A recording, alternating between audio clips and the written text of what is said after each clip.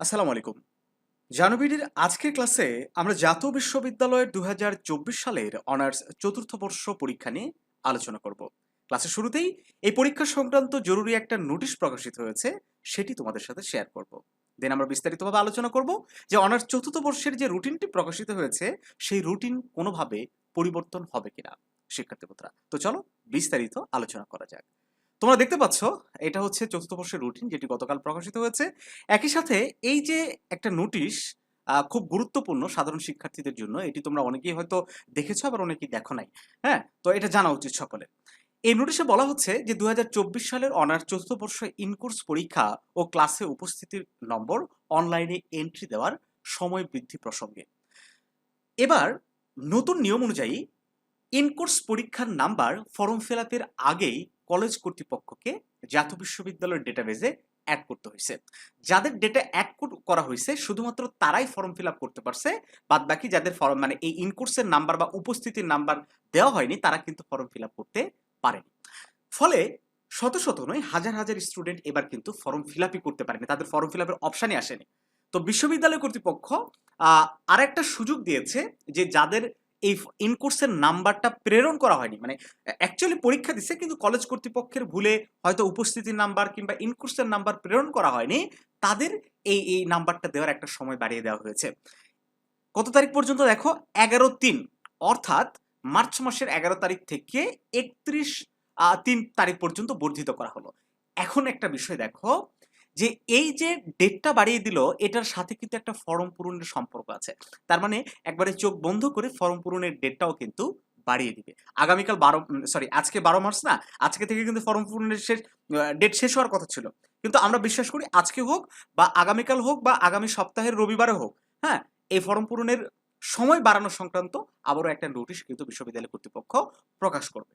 তো সেই জায়গা থেকে এখন প্রশ্ন সামনে আসতে পারে যে রুটিন পরিবর্তন হবে কিনা। শিক্ষার্থী বন্ধুরা, একদম শুরুতেই খুব সংক্ষেপে একটা বিষয় স্পষ্ট করে দেই যে ফর্ম পূরণের ডেট বাড়ানো বা কমানোর সাথে এই রুটিন পরিবর্তন হওয়ার কোনো সম্পর্ক নাই।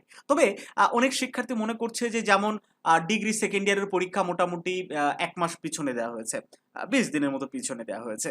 তো সেই জায়গা থেকে কি চতুর্থ বর্ষের পরীক্ষাটার ডেট কি আরেকটু পেছাবে? কারণ মাস্টার্স ফাইনাল ইয়ারের একটা পরীক্ষা শুরু হবে মার্চের ৩০ তারিখ থেকে।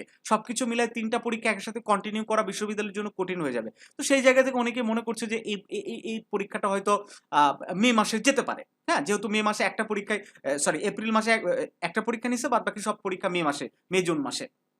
তো যাই হোক, শিক্ষার্থী বন্ধুরা, রুটিন কোনোভাবেই পরিবর্তন হবে না। বিশ্ববিদ্যালয় কর্তৃপক্ষ সব দিক বিবেচনায় এই রুটিনটা সেট করেছে। সো যারা মনে করছো যে রুটিন পরিবর্তন হবে, এটা একেবারেই একটা ভ্রান্ত ধারণা। রুটিন কোনোভাবেই পরিবর্তন হবে না। এই রুটিনেই তোমাদের পরীক্ষা হবে। তো গত ক্লাসে আমরা বলেছিলাম যে সময় খুব বেশি নেই, অল্প সময় আছে। এই সময়ের মধ্যেই পরীক্ষার প্রস্তুতি তোমাকে শেষ করতে হবে। আর আমাদের জানুবিডির যে শেষ মুহূর্তের চূড়ান্ত শর্ট সাজেশনগুলো সেগুলো কিন্তু রেডি হয়েছে। তোমরা যারা ইতিমধ্যে সংগ্রহ করেছো, সবাই মোটামুটি সংগ্রহ করেছো, তারা অবশ্যই এই সাজেশনের বাইরে আপাতত কিছু পড়ার দরকার নাই।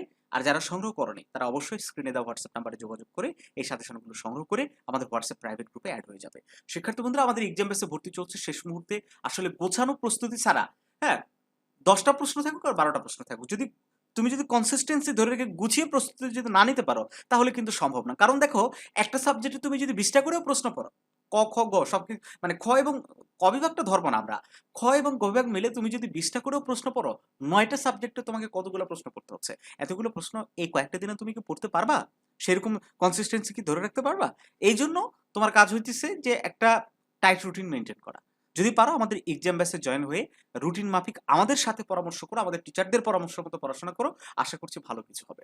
তো শিক্ষার্থী বন্ধুরা, যদি এই বিষয়ে আরো কিছু তোমাদের জানার থাকে স্ক্রিনে দেওয়া হোয়াটসঅ্যাপ নাম্বারে যোগাযোগ করে জেনে নিবা। তো ভালো থাকো সবাই, দেখা হচ্ছে জানুবিডির নতুন কোনো ক্লাসে।